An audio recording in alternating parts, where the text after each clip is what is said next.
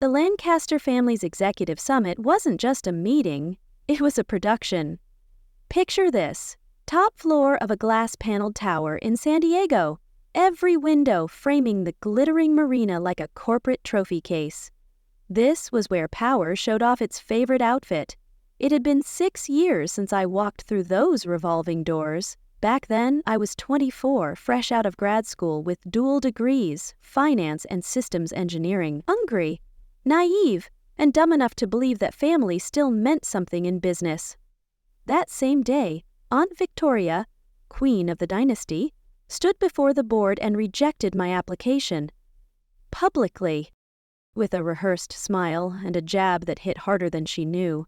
"We're looking for candidates with leadership presence," she had said. Whatever that meant. But today I came back wearing the one thing that actually matters in their world: leverage.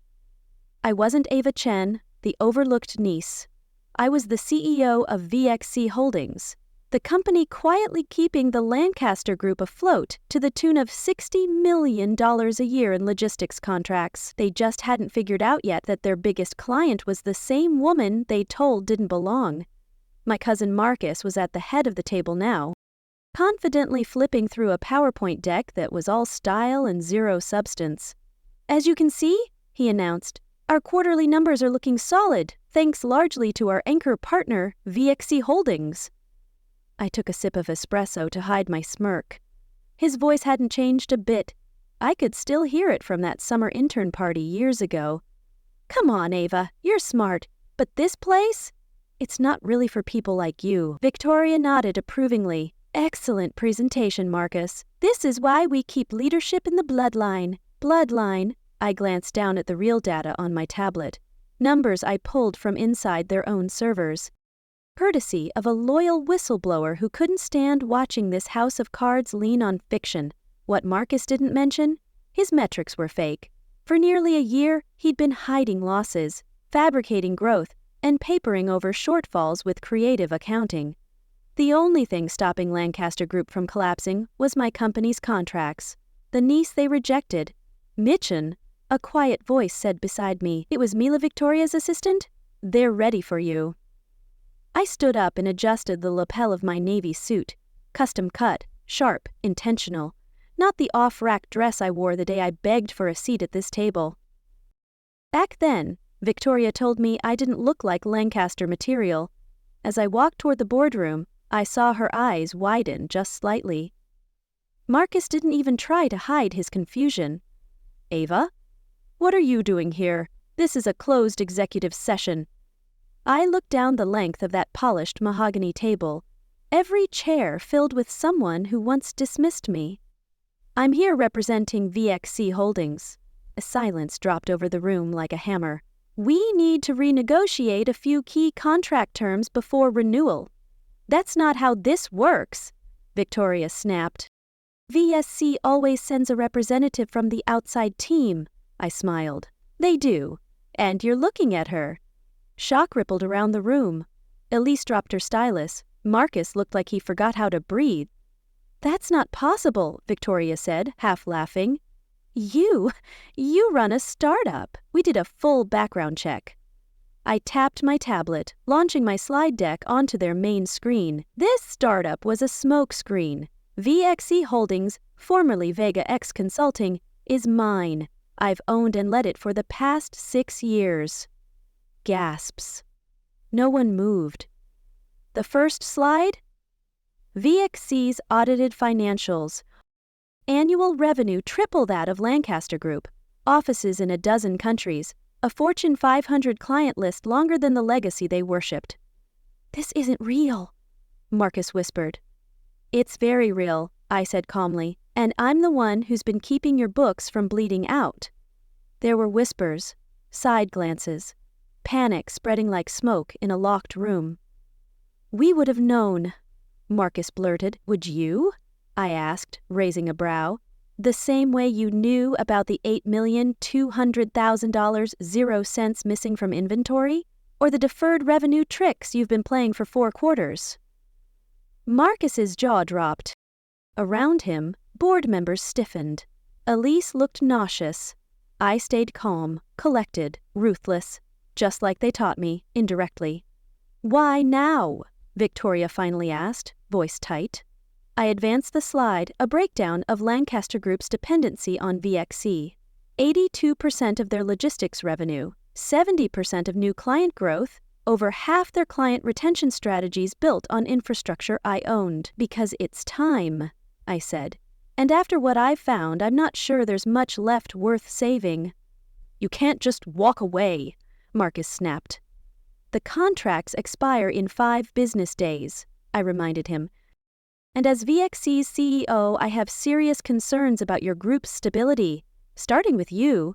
The room erupted, voices rising, chairs scraping, lawyers scrambling. I stood still. "I'll be calling a full audit tomorrow at 9 o'clock aiming," I said, collecting my tablet. "Bring your lawyers, bring your truth." As I turned to leave, Marcus spat out the word. "Revenge." I paused. The memory of that rejection echoed, my heart crushed, my potential dismissed. I turned and met his eyes. "No," I said. "This isn't revenge, Marcus. This is business. The very thing you said I'd never understand." I glanced at my watch. 9 sharp. Don't be late. "Because punctuality never did run in your side of the family." The elevator doors slid shut behind me, muffling the chaos still unraveling in the boardroom. My assistant Michael stood by with a bottle of sparkling water and a smirk that mirrored my own. "How'd it go?" he asked, stepping in beside me. "Exactly how we planned," I replied, hitting the button for the lobby. "Is everything ready for tomorrow?" He nodded. "Full audit reports, breakdown of every manipulation Marcus cooked up, and a dependency chart that's going to make them physically sick." I smiled faintly, thinking of Victoria's knuckles going white on that conference table, of Marcus blinking like the room was on fire and no one told him where the exits were. "Send me the latest draft of the termination letter," I added. "I want to review it tonight." "You're really pulling the plug?" Michael asked. "They need to know what earned power looks like," I said. "Tomorrow, they'll learn what real business feels like." The next morning, I arrived at the Lancaster Group's glass tower an hour early. Same marble floors, same artificial smile from the receptionist, even the same lobby guard. He recognized me but couldn't quite hide the confusion. 6 years ago, he watched me walk out of this place with tears threatening to fall. Now, he stood and nearly knocked over his coffee trying to greet me. "Miss Chen, welcome." "The board already upstairs?" I asked. "Yes, ma'am, since 7:30. "Early," I murmured. Funny what the smell of collapse does to people. The executive elevator reflected my image in the polished chrome. A woman they never saw coming, not because I was hiding, but because they were too busy guarding the gates to notice someone building a whole new fortress next door. The boardroom was full when I walked in. Silence followed. Victoria sat at the head, but her posture had changed. The air of command was hollow now. Next to her, Marcus looked like someone who hadn't slept all night. Maybe he hadn't. He was flanked by 2 corporate lawyers and a face full of denial. Around the table, directors whispered nervously over printed packets, their brows furrowed, their hands shaking slightly. Behind me, my team entered one by one. 5 analysts. All had worked quietly within Lancaster Group systems at one point or another. Quiet placements. Strategic hires. No one questioned them, because no one saw me coming. I stood at the podium and began. "Good morning. Shall we begin?" Victoria cleared her throat. "Ava, before we start..." "Could we speak privately?" I tilted my head just slightly. "I think we've had enough private conversations. Don't you?" I motioned to my team. "Please distribute the reports." Paper rustled like storm winds across the long table, and then came the gasps. Audible, sharp, uncontrolled. "This can't be right," one director murmured. "These numbers," another began. "They're real," I said, clicking to the presentation on screen. "Let's start with the creative accounting. Marcus, would you like to explain the $8,200,000 0 cents buried under miscellaneous operational costs?" His attorney opened his mouth to protest, but I raised my hand. Or, I continued, we can skip to the phantom client accounts, the fake asset listings, or better yet, the part where Lancaster Group, without our contracts, is technically insolvent. You're trying to destroy us, Marcus hissed, his voice cracking. No, Marcus, I said, unwavering. You did that all on your own. He flinched. We're family, I smiled without warmth. You mean when you told every recruiter in the industry I wasn't leadership material? Or when Victoria said I didn't understand real business? That was 6 years ago. Victoria said, her voice suddenly brittle. And while you were clinging to legacies, I said, advancing the slide, I was building one. The bar graph behind me spoke louder than I ever could. VXC's growth, Lancaster's dependency, and every dangerous crossroad in between. Over 47% of their revenue traced directly to us. If I terminate our contracts on Monday, that revenue evaporates, I said flatly. Panic erupted again, shouting, fingers pointing, lawyers scribbling furiously. A director cursed under his breath. And then Marcus finally broke. I didn't mean for it to go this far, he whispered, collapsing into his chair. You can't just walk, Victoria snapped, standing to her feet. Her face was flushed red. On what grounds would you stop me, I asked coolly, that your niece outperformed every executive in your company? That your son cooked the books? I leaned toward the table, meeting her stare head-on. By all means, let your lawyers depose him. I'm sure the SEC would love to see what we've found. A gray-hailed board member cleared his throat. Miss Chen, given the evidence, we may need to discuss leadership transitions immediately. Leadership transitions? Marcus's voice cracked again. This is our company. I slid a sealed envelope onto the table. My tone didn't change, not for long. Inside were 2 options, both typed, signed, and prepared to execute. Option 1, I said. Lancaster Group agrees to a full internal restructuring. Marcus resigns. The board appoints an independent CEO. We scale back our contracts but maintain a monitored partnership. Victoria swallowed hard. And option 2?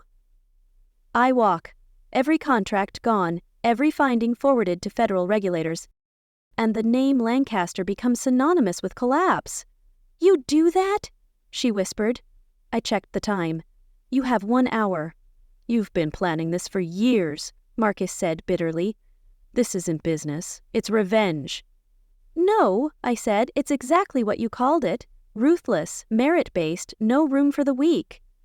I gathered my tablet. My voice softened just slightly. You said I didn't deserve the CEO suite. I smiled faintly. Funny how things change. As I left the room, they were still arguing, voices rising, lawyers panicking, Victoria's mask finally cracking. When I reached my new office on the top floor, the office that had once been denied to me, my phone was already blowing up. Mom, how could you do this to your aunt? Dad, you're tearing the family apart. Cousins, you've ruined everything. I ignored them all. Instead, I opened a folder I hadn't touched in years. A dusty email from Victoria, dated exactly 6 years ago. Dear Ava, while we admire your ambition, I hit archive. Then I printed the email and placed it on my new desk, right where it belonged. By sunset, it was finished. Marcus submitted his resignation via email. No speech, no defense, just silence. His office was cleared out by nightfall. Victoria, once the gatekeeper of the Lancaster dynasty, was offered a carefully worded early retirement package by the board. No one fought for her, no one stood up, no one even made eye contact. The Lancaster Group would now be restructured under my oversight. The very family that once branded me an outsider would be reporting directly to me. Michael walked in just as the ink dried, a cold bottle of champagne in hand. Congratulations, he said with a smirk. On your very surgical takeover. Not a takeover, I said, glancing out the floor-to-ceiling window at the marina below. Just business, the kind they always said I wasn't built for. Down below, I watched through the glass as Marcus and Victoria carried their lives out in cardboard boxes. There was no send-off, no applause, just the thud of consequences. My phone buzzed again. Over a dozen unread messages. Mom. You didn't have to humiliate them. Dad. There were other ways, Ava. Cousins. We grew up together. How could you do this? I didn't respond. Not yet. Instead, I opened our old family group chat and typed one sentence. Don't worry about the Lancaster name. It's finally in qualified hands. Then I set my phone down and turned back to the window. The sunset bled across the Pacific in golds and burnt orange. It was quiet now. The kind of quiet you only get when you've finally stopped asking for approval and started owning your truth. See? This was never about revenge. It was about accuracy. They said I didn't belong, that I didn't have the look, the pedigree, the instinct. But what they didn't realize was this. You don't have to fight for a seat at someone else's table when you're already building your own. And sometimes, the best form of recognition isn't being accepted, it's being irreplaceable. Let me be real with you for a second. If you've made it this far, if you're still watching, this story might have felt personal, familiar even. Maybe you've been in a room where someone told you, in so many words, that you weren't enough, that you didn't belong, that someone like you shouldn't even try. Maybe it was a family member, a boss, a teacher, someone who thought they were protecting their legacy when really they were just scared of your potential. I get it. And if you've ever been shut out, laughed at, or underestimated, then hear me when I say this. You don't need their permission to begin. You don't need their blessing to build. And you sure as hell don't need their validation to win. That rejection letter Victoria sent me 6 years ago, it stayed in my inbox for years. Not because I was holding on to bitterness, but because it reminded me what happens when you let someone else define your value. Dear Ava, it had said, while we admire your ambition, we feel you lack the leadership instincts required for a position at Lancaster Group. I printed that email, I framed it, and I put it right on the wall behind my new desk, so every time I sit down to work, I remember exactly why I'm here. Because sometimes, the greatest success doesn't come from building something they can't ignore. And you want to know the funny part? They were right. I wasn't qualified to work at Lancaster Group because I was qualified to own it. Now, before we wrap up, I want to do something I don't always do on this channel. I want to check in with you. How is your day? Really, not the Instagram version, the real version. Drop it in the comments, where you're watching from, what time it is, and how you're actually doing. Because sometimes just being heard is the first step to being seen. And if this story hit you in a place you weren't expecting, thank you for walking through it with me. Or sitting in the discomfort and rising through it. This wasn't just a story about business or betrayal. This was a story about silence, about resilience, about building when no one's watching and proving when no one believes. I want to hear from you. Have you ever been told you're not enough? That you're too late, too quiet, too unconventional to matter? Tell me about it. Or tell me how you've been rebuilding. Or just tell me that you're still standing. I'll cheer you on, loudly and unapologetically. Because here's what I know now, and I hope you carry it with you after this video ends. The people who dismiss you today might depend on you tomorrow. The table they won't offer you a seat at might one day be the one you own. And the story you thought ended in rejection, it might just be the beginning of your legacy. So go ahead. Archive that email, delete the voicemail, let their silence fuel your strength. Then start building. And when they finally recognize you, make sure it's because you refuse to disappear. Hit that subscribe button, not just to support me, but to support yourself. Because stories like this aren't just entertainment, they're reminders. Reminders that the world doesn't need another person asking for permission to shine. It needs more people like you, quietly powerful, relentlessly clear, and finally stepping into everything you were always meant to be. So until next time, keep going, even when they say no. especially when they say no, because one day that no might be the thing that pushes you to become unstoppable. And when that day comes, I'll be right here, waiting to hear your story, because some of the most powerful empires start with a single door slammed shut, and a woman, or man, who decided that was just the beginning.